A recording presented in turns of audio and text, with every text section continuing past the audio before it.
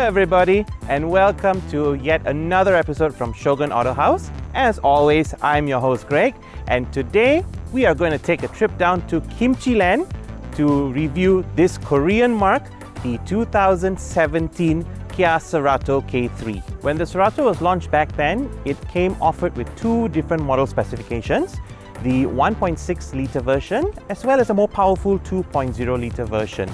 The review model in question today is the 1.6 litre version.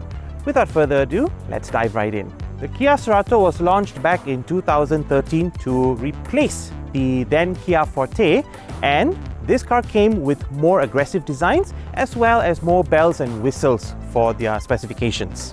Alright, for those wondering, this Korean mark is actually a C-segment sedan, with its direct competitors back then being the Honda Civic, the Toyota Corolla Altis, as well as the Nissan Sylphy. Selling price for this Cerato back then was from 99,888 ringgit for the intro 1.6 litre spec, all the way up to 118,888 ringgit for the range topper. Today, used units can be found going for as low as 39,000 ringgit all the way up to 67,000 ringgit. Looking at the front of this car, the first thing I want to touch on would be the tiger nose grille inspired by Kia back then.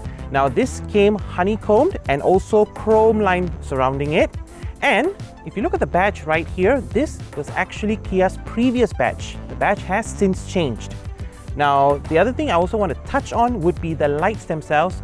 They are a more sleeker, sweeping design lights. It does come with an eyebrow LED DRLs, and it also comes with automatic headlamps. Now the lights themselves, they are projector based. However, the lights is halogen rather than LEDs. And if we move a little bit down to the bottom, we're going to see that Kia still introduced the fog lamps. They still retain those. And unlike most cars these days, Kia actually introduced they actually put in 4 different parking sensors rather than the conventional 2.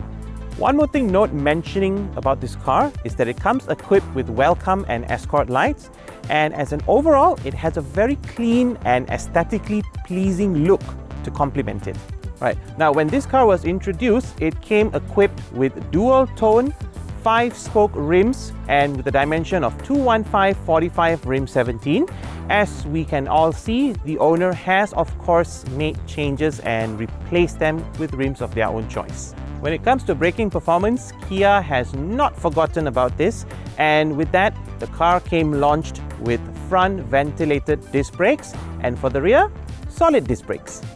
Moving on to the side profile of the car, first thing we're going to look at would be the wing mirrors. Very sharp, narrow designed, and also comes integrated with an LED turn signal. Now it's also worth mentioning that it does come with an auto fold feature as well. However, it does not quite fold automatically upon door unlock or lock. You would need to actually activate it from inside with the press of a button. Now, as we move along to the back, the next thing we're going to speak about would be the keyless feature, the keyless entry. But before we go on to that, as always, it seems like we have a lot of chrome plated added to the side that involves the door handles themselves as well as the door frames. But moving back to the keyless entry, this car does have keyless entry here. The button is right here. It is integrated with the chrome. To unlock, just ensure you've got the fob with you. You can actually lock and unlock the car from here. And in case you're wondering what this little button is, it's not actually a button. This is actually that little backup key that we had spoken about way long ago. There's a little button here. So you can actually put this in and unlock or lock the car. My only grouse about this is that the button is actually just kept too much in the bare. A little bit of covering would have made it a little bit more pleasing to the eye. It's a bit too bare and it kind of gives off a cheap vibe actually. Moving on to the rear quarter of the car, I'm going to mention about the LED lamps itself. It's an LED combo lamp. It does have a little bit of a odd boomerang-like shape. I quite dig it actually. Moving on aside from that, we've also got the reverse camera attached with the car, and if you notice, there are actually 4 reverse sensors on the back rather than the conventional 2. The other thing I want to also mention, in terms of accessing the boot, there are actually 3 ways to do that.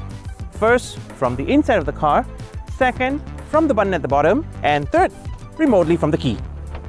The boot itself, as you can see, a cavernous 502 liters worth of boot space. Plenty of junk that you can put in this trunk. Moving over to the engine of this Cerato, as you can see, it is powered by a 1.6 litre MPI Gamma engine.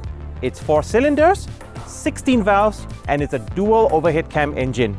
Now, power-wise, not too shabby. It produces 128 horsepower and 157 Newton meters of torque.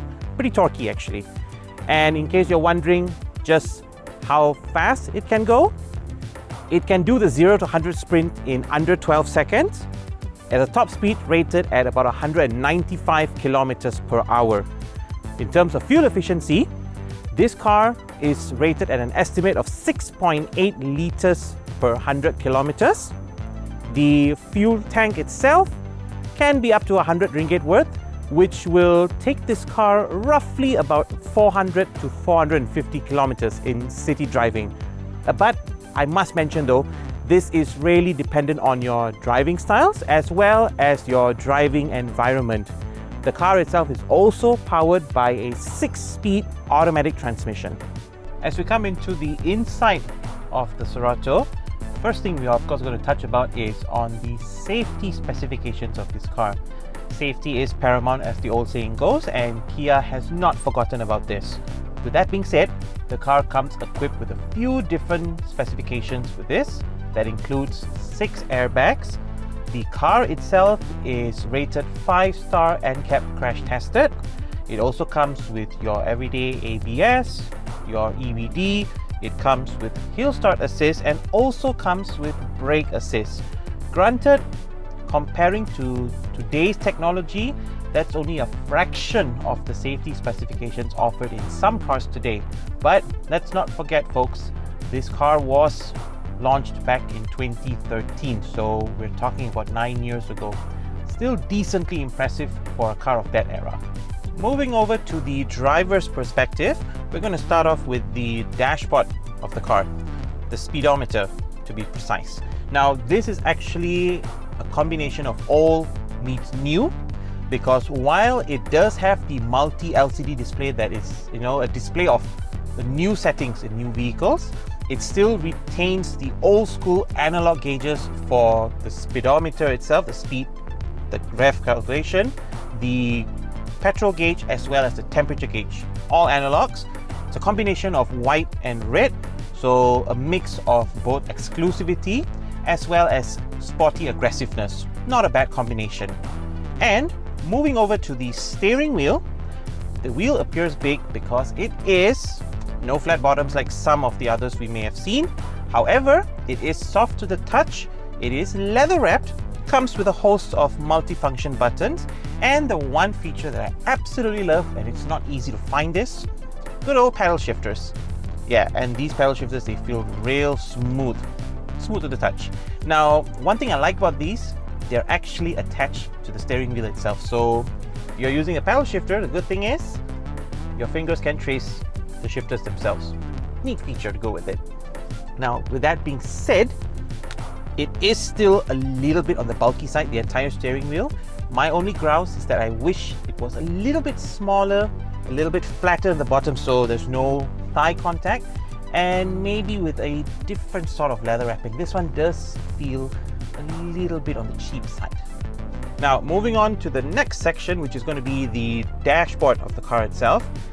Dashboard is striking. It is, of course, on the larger side, which I'm not a fan of. To test it, as you can see, it takes easily 3 handwards, 3 hands lined up, one after the other, for you to actually reach the windscreen, which I feel is a little bit too much on the wide side. Dashboard quality, not too bad. Could be better, but acceptable for a car of this range. The air conditioning vents, it's something that is quite striking. Reason being is it has a bit of a swooping design, and the finishing itself, it's actually kind of like artificial carbon fiber. Not a bad look actually. Could be a love it or hate it kind of thing for some. Now, the one thing I want to talk about as we move on to the aircon themselves is that it does come with a dual climate automatic aircon function. So you can actually just set it on automatic mode and let the car decide on the temperature. Or you can just go ahead and, well, adjust it yourself. And with that being said though, what I don't like about the air conditioning is the blower speed, because while the air conditioning is cold, it is not strong as how you'd want it to be. I personally feel it could be a lot more stronger. One plus point with this air conditioning system compared to some of the other cars actually, it comes with a dual climate, which means even the back passengers end up having their very own aircon vents just at the bottom down here. Another key feature of the interior that I want to talk about right now is going to be the center console of the car itself. So space clearly not quite of an issue in the front, more than enough space for the driver and the passenger, and they've managed to actually fit in a pretty nice console in the center. Basically connects the front of the dashboard all the way to the center, one entire piece. Now basically the layout is generally very simple. You've got a lot of space here to put stuff. There's two generous cup holders, not those itty bitty ones. You have a little bit of space to put small items, and in case you want to keep some items away from prying eyes, you can actually put them in here, and you can close the little drawer right here, so no views. The armrest itself is actually pretty neat because unlike some that are fixed, this one isn't. You can actually afford to move it front to the back, and you can actually open the armrest fully. Space on the inside, not bad at all. Very versatile. Deep pocket space, no issues on that. Handbrake neatly rested on the right section of the console so it does not disrupt. The gear knob, now this I definitely like because unlike some, the gear knob on this car is actually really short, so it kind of gives you a quicker feel, if I may say so. The gearbox is firm. The gear knob actually is really firm. Now it does have a couple of features. One is the mode. You can actually change 3 different modes on this car for driving. You've got your conventional driving mode, you've got eco mode, and you've got the sports mode, all with a push of a button. Right now we are on conventional mode. You press the button, it goes into eco mode. Press the button again, goes into sport mode, and back to where you are. And again, because this is a car that comes equipped with pedal shifters, you can actually lower the car to drive, push this to the right, and you can actually use it like a Shiftronic, which means you can push the car up for gear changes upwards or down to bring it back to a lower gear, and prop it back to the left for a conventional D mode. Moving on to the infotainment section, this car is a case of old school meets new kid on the block. Why? The old school part, it still has a DVD player. I honestly cannot remember what new car still comes with the DVD player because times have changed. We've now progressed to Bluetooth, we've got USB. DVDs kind of old school and getting obsolete if you ask me. Of course, you've got your SD card reader right here to put the SD card. The player itself is actually a 6-inch touchscreen player. Now, one thing I must mention about it, the player is quite dated, to be honest. The touchscreen is not as responsive as you want it to be. You can definitely see the age of the player itself. Now, as an example, player does come with a few notable features, one of it being an inbuilt navigation system, but as we can see, the navigation is quite dated and slow. The touchscreen itself is not very responsive, a little bit sluggish, if I may say so. It does have other functions, of course. You can control the radio, the music. The control of the audio settings is also quite notable. You can actually set the audio to control it based on the location of the occupant, which means in this case you may actually set your audio to be favoring more towards the driver or the passenger or just everyone in general. overall, apart from that, it's pretty simple to use. Of course, aftermarket options are always there, so don't take my word for it. This just came with the car. Times can change, guys. Looking at the headroom and legroom of the rear passenger, while I am happy to say that there is sufficient legroom for me, based on what I'm seeing, you have about 3 inches worth of legroom. The same cannot be said about the headroom though. With my current position, my head is actually not only touching the headliner, but also pressing against it. This would be due to the design of the roof itself. It's a bit of a sweeping design that goes downwards, so it tends to rob the occupants of headroom, especially the back occupants. Situation at the front of the car is definitely much more desirable than it was at the back, with both headroom and legroom being more than sufficient, and it's comfortable. I have at least about 3 inches of headroom and a good 5 or 6 inches of legroom, and this is based on my most comfortable driving position.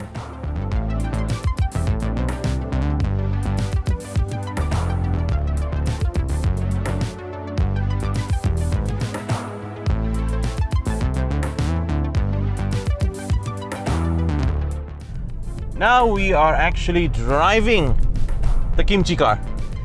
So first impression, what I'm going to have to say is not really a great one, because I'm going to touch on the handling itself to begin with.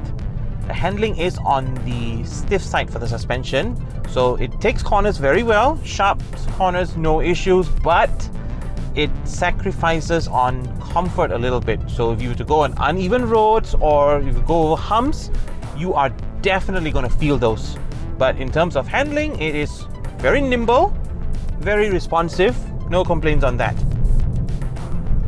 Moving on to the next topic of concern is going to be the noise, vibration and harshness test. So for this car, when it comes down to this category, it is, I would say at best, maybe average, if not a little bit above average only. Reason being is, I can actually hear the tire noise pretty loudly. So, and especially now that I'm going over rough edges, the car also vibrates. So not really a fantastic feeling to get started with. In terms of wind noise, on lower speeds, it is rather muffled, but the moment you cross past maybe 80 or 90 kilometers an hour, it starts becoming apparent. There will be some crosswind noises coming through. And in terms of the engine itself, the noise that penetrates the cabin from the engine bay, because the engine is naturally very revvy, especially even on sport mode, that's at its revviest, the noise penetrates. It does get annoying, but if you tend to, replace that sound with music, perfectly fine. But on a quiet drive, well, don't quite expect a quiet drive, all right? It's not really going to be a quiet drive. And so we have come to the end of our little Kimchi Land tour. And of course, the most important part of this all, my honest feedback about this. So, what do I really think about this car? Okay, here's my honest feedback, guys. It's definitely an interesting experience because we are used to, looking at usual Japanese or local content cars. This is definitely something different. With that being said, there are a few things we must also consider. Remember that as a Korean car, people's perception towards the past that involves the general availability of spare parts, the reliability of the car, and its after warranty life. These three concerns are still in the market. People still have their concerns. The same can be said about resale value. Some concerns will be there, but if you were to ask me, I think it's okay. Is this car a decent choice, a decent contender as a used car? Absolutely. I don't see a reason why not. It does have decent value for money. It has its plus points and minus points just like any other cars, but still a decent one nevertheless. With all of this concluded, my final rating for this car is going to be a solid B+. Simply because it's a great all-rounder, yes. It does have a few flaws in terms of the ride comfort and perhaps the concerns of past consumers of this make. But aside from that, I would say If your heart tells you that this is the one, go right ahead for it. Otherwise, plenty of fish in the sea. There are many other options to review at. And this brings us to the very end of the video. Again, my name is Greg. Thank you so much for watching, and I will see you all in the next one.